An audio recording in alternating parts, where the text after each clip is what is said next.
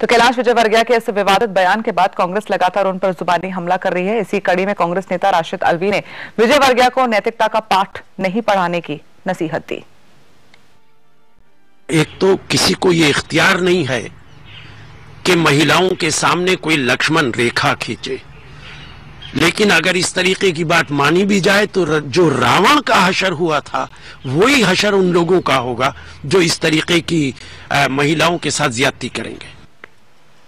और वहीं सीपीएम नेता बृंदा खरात ने मोहन भागवत के बयान पर ऐतराज जताया है। बृंदा ने कहा है कि जब हमारे नेताओं की सोच ही सही नहीं होगी तो जनता की सोच कैसे बदल सकते हैं।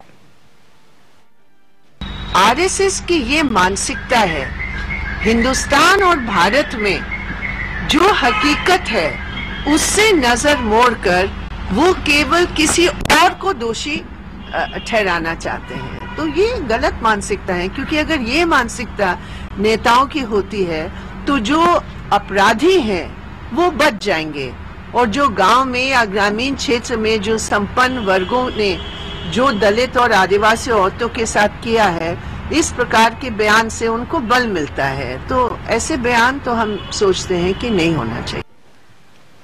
तो एक तरफ बीजेपी नेता रविशंकर प्रसाद कैलाश विजयवर्गीय को बयान वापस लेने की सलाह दे रहे हैं, तो वहीं दूसरी तरफ बीजेपी के दूसरे नेता सीपी ठाकुर विजयवर्गीय के बयान को जायज ठहराने की कोशिश कर रहे हैं।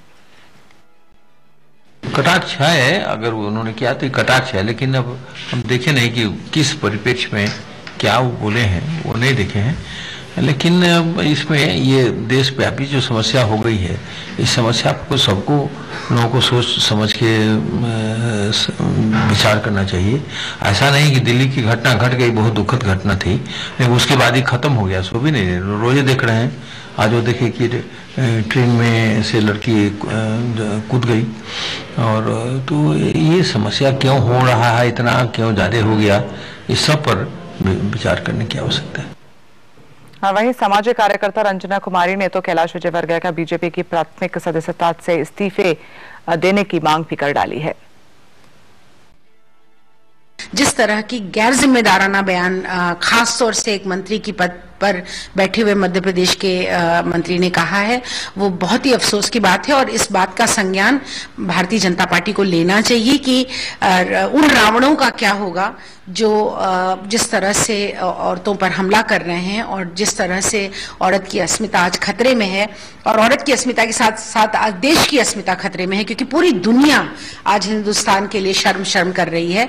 तो ऐसे में इस तरह के बयान देने वालों को ना सिर्फ पार्टी की प्राथमिक सदस्यता से निकाला जाना चाहिए, और ये सिर्फ बीजेपी के लिए नहीं, सभी पार्टियों के लिए। सुधाकर, कुछ देर पहले मनोज ने कहा था कि अभी तक कैलाश विजयवर्गीय की ओर से ना माफी मांगी गई है, ना ही उन्होंने अपना बयान वापस लिया है। क्या ऐसे में पार्टी उनके खिलाफ कोई कार्रवाई कर सकती है? क्योंकि साफ तौर पर पहले पार्टी ने अपने आप को इस बयान से किनारा किया और कहा कि ये स्टेटमेंट तुरंत विड्रॉ होना चाहिए।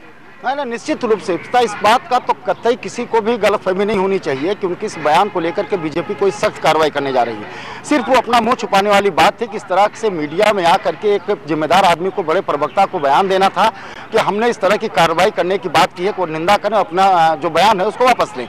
लेकिन ये मान लेना कि इसके मतलब इस बयान की वजह से विजयवर्गीय को जो है वो कैबिनेट से हटा दिया जाएगा, उनसे इस्तीफा ले लिया जाएगा, ऐसा लगता नहीं है। चूंकि इसके पहले न सिर्फ बीजेपी, दूसरी भी पार्टी के नेता जो हैं वो बयानबाजी करते रहे हैं, सेंसिटिव इशूज पे इस तरह की बातें करते रहे हैं कि जिसको लेकर के वाकई में अगर थोड़ा सा भी पॉलिटिकल पार्टियों में अगर इतनी समझ, इतनी अगर उसमें शिद्दत से अगर वो इस सब चीजों को समझती हैं तो लोगों को निकाल देना चाहिए, लेकिन ऐसा होता नहीं है। तो कुल मिलाकर के ये माना जाए कि विजयवर्गीय को पार्टी से निकाल दिया जाएगा, ऐसा संभव लगता नहीं है। और ऐसे में अगर मनोज स्टेट बीजेपी की बात की जाए, चारों ओर से निंदा हो रही है, चाहे सामाजिक कार्यकर्ता हो, चाहे कांग्रेस पार्टी हो, चाहे खुद बीजेपी ही क्यों ना हो, बावजूद उसके अभी तक ना कोई बयान आ रहा है, ना मुख्यमंत्री ने कुछ कहा है, ना कैलाश विजयवर्गीय कुछ कह रहे हैं। क्योंकि मुख्यमंत्री से हमने IBM 7 ने संपर्क करने की कोशिश की थी। कल रात को ही मुख्यमंत्री ने जबलपुर में कहा कि हम जो भी है, जो भी इस तरह का छेड़छाड़ का या महिला के अपराध में अगर किसी को सजा होती है तो उसे हम सरकारी नौकरी नहीं देंगे। इसके पहले उन्होंने फास्ट ट्रैक कोर्ट की बात कही और पासपोर्ट की बात कही, और साथ में कहा ड्राइविंग लाइसेंस नहीं बनने देंगे ऐसे लोगों के जिनके खिलाफ छेड़छाड़ के मामले हैं। एक तरफ मुख्यमंत्री ऐसी बात कहते हैं, तो हमने जब मुख्यमंत्री से ये जानना चाहा कि आपके मंत्री दूसरी बात कह रहे हैं, तो इसमें पूरी तरह से मुख्यमंत्री की तरफ से कोई प्रतिक्रिया, पूरी तरह से चुप रहे और कोई मुख्यमंत्री की तरफ से इस बारे में कोई प्रतिक्रिया नहीं आई। इसके पहले एक मंत्री ने और जब होली जलाई थी जीन्स और टी शर्ट की, तब भी मुख्यमंत्री खामोश रहे थे। तो कहीं ना कहीं इससे ये तो पता चलता है, जैसा सुधाकर ने कहा कि ये बयानबाजी हुई, बयानबाजी की वजह से सुर्खियां बटोरी, बाकी पार्टी की तरफ से कोई सख्त कार्रवाई की जाएगी ऐसा लगता नहीं है। चलिए, फिलहाल शुक्रिया मनोज आपका और साथ ही में सुधाकर आप दोनों का हमारे साथ इस चर्चा में जुड़ने के लिए। तो अभी तक ना अपना बयान अभी तक विड्रॉ किया है कैलाश विजयवर्गीय ने, ना माफी मांगी है, कहा है कि उनका बयान तोड़ मरोड़ कर पेश किया जा रहा है। इसी बीच आपको बता दें कि दिल्ली में हुए गैंगरेप के बाद पूरे देश में भले ही विरोध का स्वर गूंज रहा हो, लेकिन झारखंड में एक घटना ने एक बार फिर से सबको हिलाकर रख दिया। नशे में धुत कुछ युवकों ने एक महिला के साथ छेड़खानी की और जब महिला को बचाने कुछ युवक आए तो